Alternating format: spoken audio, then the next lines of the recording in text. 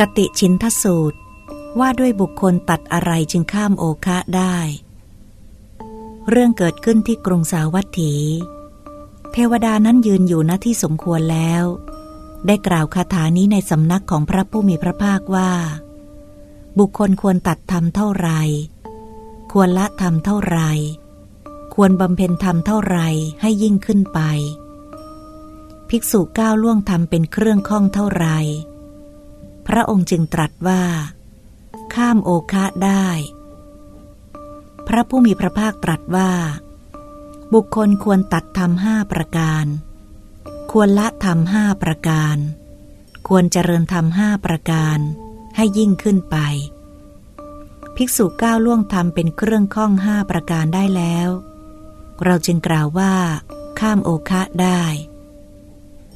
กติฉินทสูตรที่5จบ